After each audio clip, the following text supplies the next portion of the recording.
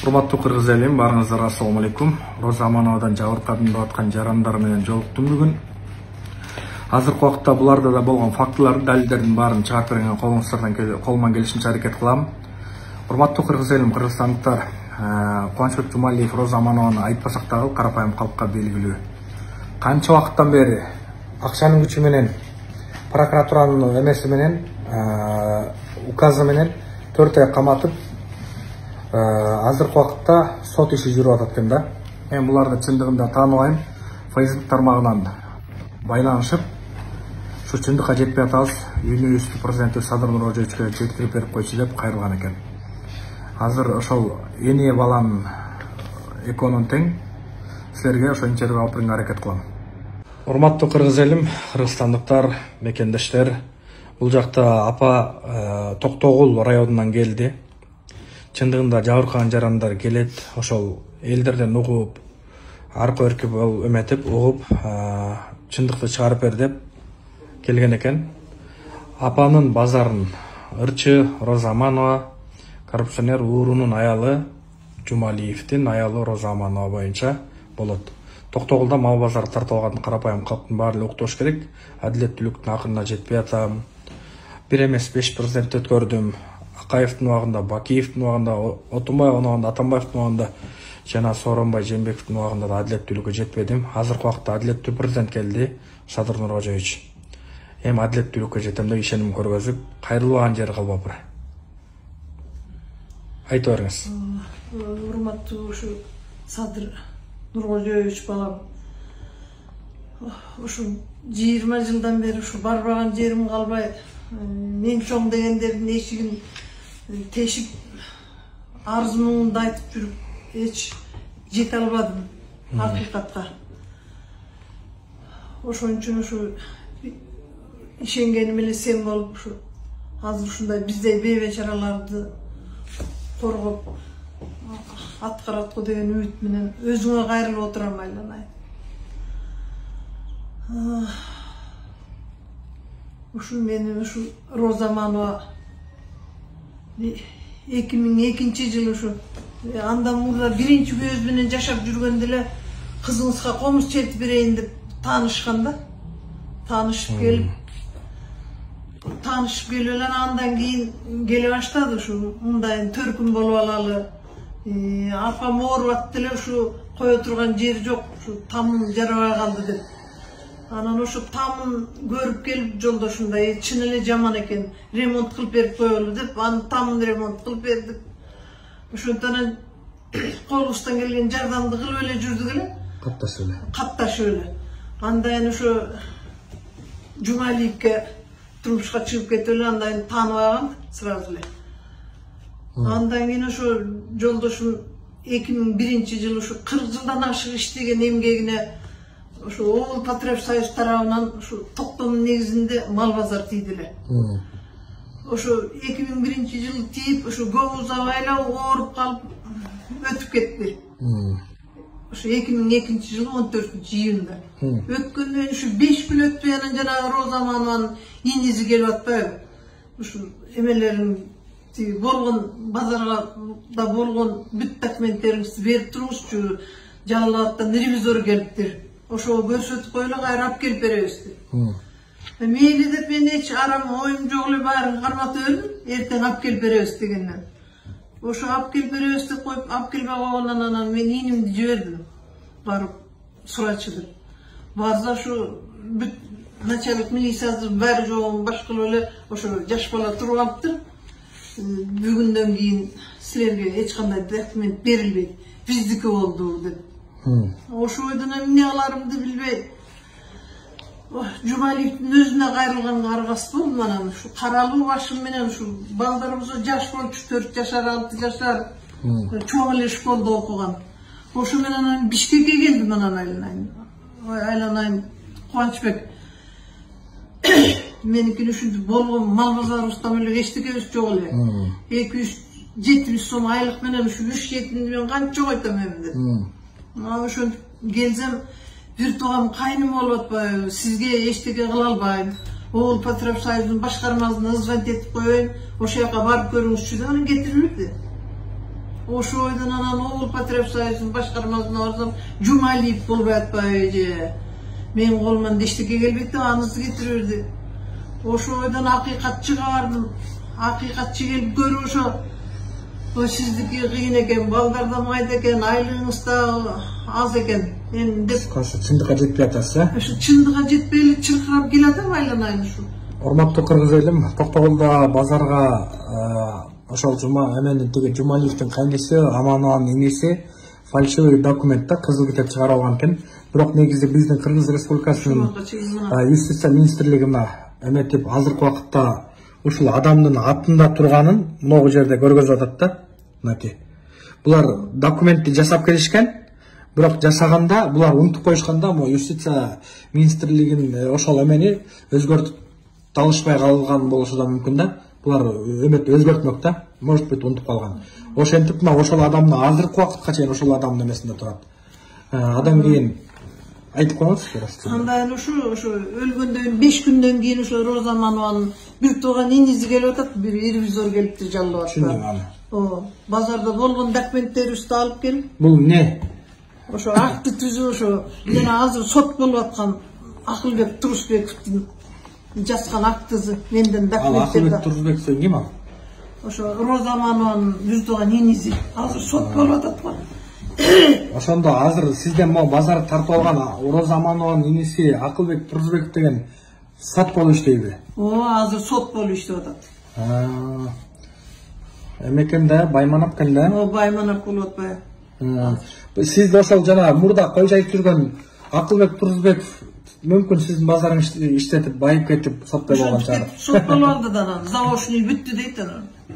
Окуз да? Акчанын күчү менен, мал базарды тартып алып, ошонун акчасы менен бүттү да. Анан эми ошо акыйкат кылып, ушу мал базарымды эми чечип бересиңер деп Фейсбукка чыкканда, чыксам анан ошо Роза Манова чакыртып, эмне бизди уят кылдыңыз. Фейсбукана чыкпай эле койсоңуз болот эле. Өзүбүзчө өз ара тынышсак жакшы болмок. Ошентип тынышпайсың мени өлгөн үстүнө көмгөн кылдың го кайра. Ушуга чейин болгон жардамын көрсөтүп антиминсең мен деле кечирип коймокмун дедим. Анан мен азыр эми сиз чыкпасаңыз болот эле. Фейсбукка чыккандан кийин каалаган жериңе бере бер. Мен бул Кыргызстандын 65% меники. Каалаган жериңе бара бер деп койдум.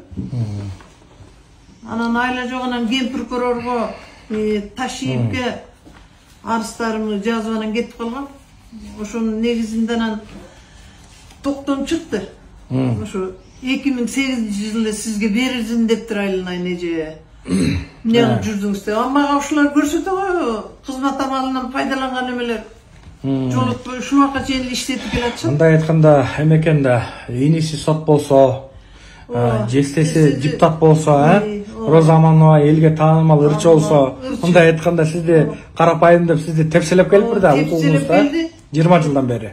Тепселеп келген Аскалым азырда тепселетип атпайбы кайра, уялып кечирим сураганын ордуна ар кандай кишилерин паралап жастыртып кайра Фейсбукка чыгартып атат күнү. Акчасы көп да жанагы. Акчасы көп экен да. Эми Фейсбукта бир 10 чакты эмелер бар, жалданма адамдар. Эмелер бар экен айланай. Мен каяктан билет эле жол болсо. Эме да эже сизге бир суроо, акыркы суроо. Кайрылып коюңуз, кимдерге адилеттүүлүк үчүн кимдерге кайрыласыз? Кайрылып коюңуз. Адилеттүүлүк үчүн айланайын ушу биринчи эле ушу эл журтума айланайындар. Анан ушу Садыр Нуркожоевичке, Камчы Ташиевке, Зулушевка, ушу болгон ушу мен дегендерден ушу МВД министри Улан Ниязбек. Аларга ушу мен ушу акыйкат иштеп чарчадым айланайындар. Жашым өзү 75ке чыгып калдым. Өзөрү жеринде эле калган жок, эч кимдин жашындай жашым калды айланайындар. Эми ушу бир акыйкат кылып, адилет кылып ушу мал базарымды алып берип кое берип экенсиңер. Силерден өтүнөрүм ушул айланайындар. Ошол урматтуу кыргыз элим, кыргызстандыктар, кимде-ким мына жабыркаган адамдар көрүп атасыздар. Жабыркагандар болсо жазгыла. Болушунча чындык чыгарып берүүгө аракет кылабыз. Эженин чынында акчасы жок, чынында карапайым Роза Мановадай кабат үйлөрдө чоң машиналарда жүрбөйт. Карапайым калктын байлыгын жеген уурулар жоопкерчиликке тартылыш керек. Болгону бир гана максат менен келдим. Ошо апа, ай балам сени күтүп атам, Токтогулдан келип чындык чыгарып бер деген үчүн келип сизди сыйлап келдим чынында. Рахмат айланай, кем болбок. Ошол. Өмүр берсин алтын. Алла разы болсун айланай.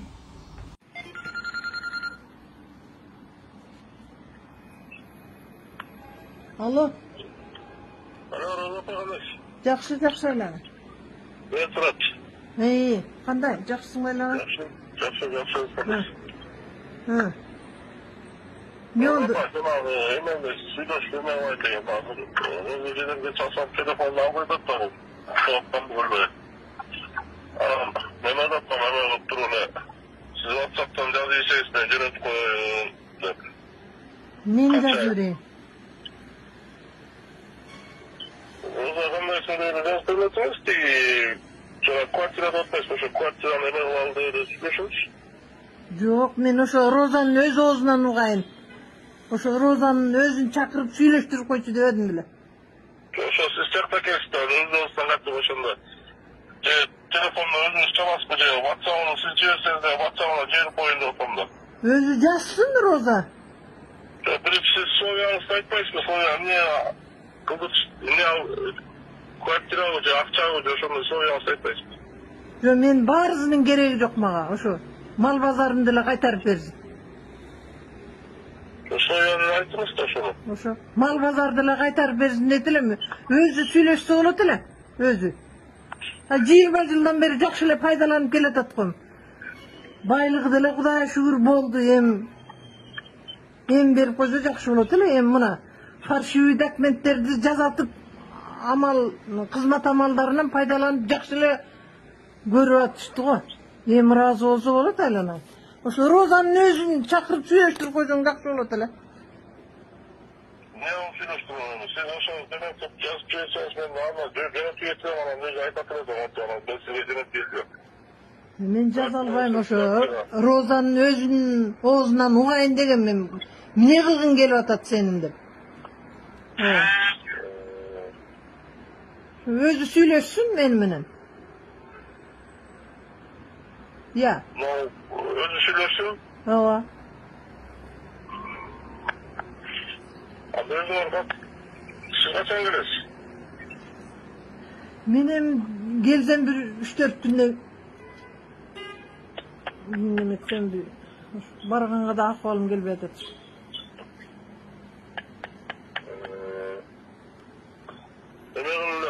WhatsApp'tan yazı içerisinde ben cüret üyeyim atkamda özüne çıkmam.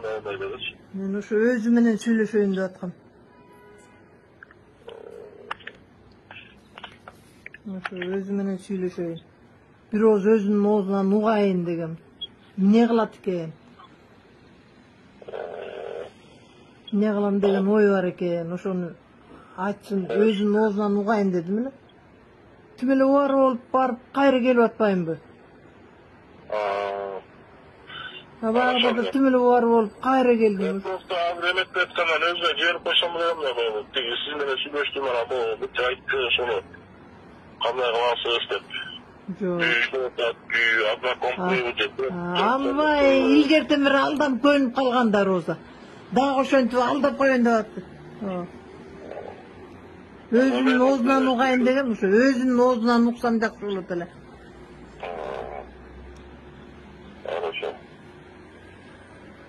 Ошо эмне кылабыз? Эмне дейин деп атасың?